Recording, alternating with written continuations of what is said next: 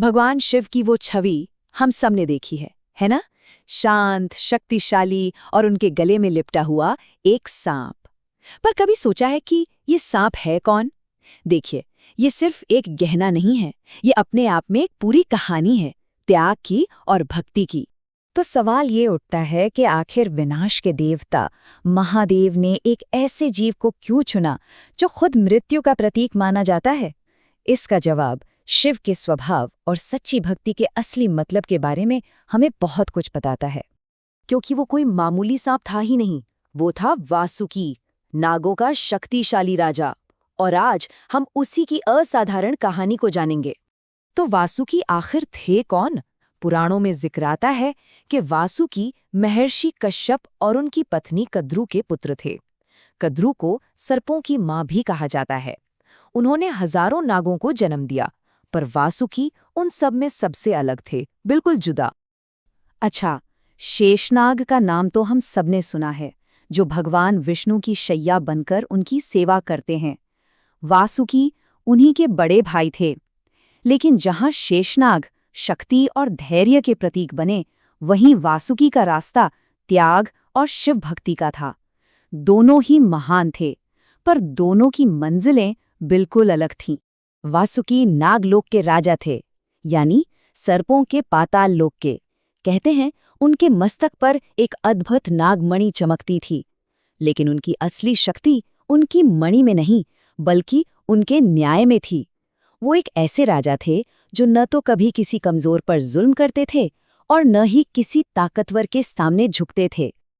लेकिन जानते हैं, वासुकी की असली पहचान उनकी ताकत या उनका राजपाट नहीं थी, वो थी उनकी भक्ति। एक ऐसी भक्ति जिसे उन्होंने कठोर तपस्या की आग में तपाकर हासिल किया था। हुआ ये कि वासुकी के मन में सिर्फ एक ही इच्छा जागी, महादेव की सेवा करना। और इस इच्छा के लिए उन्होंने सब कुछ छोड़ दिया, हिमालय की एक गुफा में जाकर बैठ गए और बस ओम नमः शिवाय का जाप करने लगे। साल गुजर गए, उनके शरीर पर दीमकों ने घर बना लिया, आसपास आग लग गई, लेकिन वासुकी अपनी जगह से टस से मस नहीं हुए। उनकी यही जिद, यही भक्ति आखिरकार शिव को खींच लाई। जब शिव प्रकट हुए तो वासुकी ने कोई धन दौलत, कोई शक्ति या अमर होने का वरदान नहीं मांगा। उन्होंने मांगा तो सिर्फ सेवा का अधिकार, और शिव ने उन्हें वो जगह दी जो किसी देवता को भी कभी नहीं मिली, अपने दिल के सबसे करीब, अपने गले में। यही तो है सच्ची भक्ति, जो कुछ मांगती नहीं, बस खुद को सौंप देती है।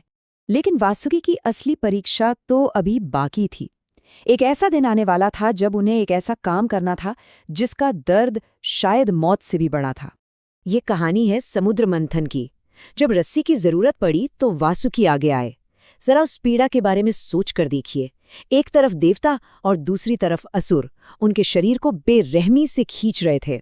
उनका शरीर छिल रहा था, त्वचा से आग निकल रही थी, लेकिन वासुकी ने अपना वचन नहीं तोड़ा। और जब ब्रह्मांड का सबसे खतरनाक हलाहल जहर निकला, तब भी वो वहीं थे, उस असहनीय दर्द को चुपचाप सहते हुए। और उनकी सेवा का सिलसिला बस यही नहीं रुका।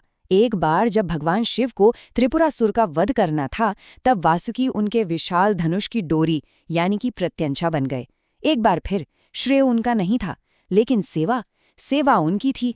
वासुकी ने शारीरिक दर्द तो बहुत सहा, लेकिन एक राजा के तौर पर उन्हें एक ऐसा भावनात्मक बोझ भी उठाना पड़ा जो शायद उससे भी कहीं ज्यादा भारी था। और इस दुख की कहानी शुरू होती है उनकी अपनी मां कद्रू के एक श्राप से। एक बार कद्रू ने अपने नाग बेटों से एक झूठ में साथ देने के लिए कहा। जब उन्होंने मना कर दिया तो गुस्से में कद्रू ने उन्हें श्राप दे दिया कि वो सब एक दिन यज्ञ की आग में जलकर राख हो जाएंगे। और सदियों बाद मां का वो श्राप एक भयानक सच बनकर लौटा। राजा जन्मेजय ने अपने पिता की मौत का बदला लेने के लिए एक बहुत बड़ा सर्प यज्ञ शुरू किया। शक्तिशाली मंत्र पढ़े जाते और एक एक करके सारे नाग, चाहे वो दुनिया के किसी भी कोने में छिपे हों, उस धधकती आग में खींचे चले आते। जरा वासुकी के बारे में सोचिए। वो नागलोक में बैठे थे और अपनी प्रजा की चीखें सुन रहे थे। जो राजा समुद्र मंथन के दर्द में नहीं रोया, वो आज अपनी ही प्रजा को अपनी मां के श्राप की वजह से जलते देख रो रहा था। लेकिन एक उम्मीद अब भी बाकी थी। ब्रह्मा जी ने बहुत पहले ही इसका एक उपाय बताया था। वासुकी की बहन के बेटे आस्तिक ही इस यज्ञ को रोक सकते थे। आस्तिक यज्ञ की जगह पर पहुंचे और अपने ज्ञान से राजा जन्मेजय को इतना प्रभावित किया कि राजा ने उनसे कुछ भी मांगने को कहा। आस्तिक ने यज्ञ रोकने का वचन मांग लिया और इस तरह नाग जाति बच गई। लेकिन वासुकी की कहानी और उनकी विरासत यहाँ खत्म नहीं होती। एक ऐसी जिंदगी जीने के बाद जहां सिर्फ सेवा और बलिदान ही था, वासुकी को सबसे बड़ी पहचान, सबसे बड़ा सम्मान आखिर कहां से मिला? इसका जवाब खुद भगवान के मुंह से आया। कुरुक्षेत्र के मैदान में जब भगवान कृष्ण ने अर्जुन को अपना विराट स्वरूप दिखाया तो उन्होंने कहा, और सर्पों में मैं वासुकी हूं। सोचिए, स्वयं भगवान ने अपनी पहचान वासुकी से जोड़ी। इससे बड़ा सम्मान, इससे बड़ी पहचान और क्या हो सकती। आज भी हर साल नाग पंचमी का त्योहार वासुकी और उनके वंश के त्याग को याद करने के लिए मनाया जाता है।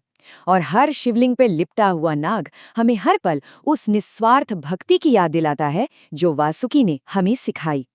वासुकी की कहानी हमें एक बहुत ही बुनियादी सवाल पर लाकर छोड़ देती है। सच्ची महानता क्या है? ताकत और सत्ता को हासिल कर लेना या फिर दूसरों के लिए चुपचाप बोझ उठाना? वासुकी की जिंदगी इसका एक खामोश लेकिन बहुत साफ जवाब है।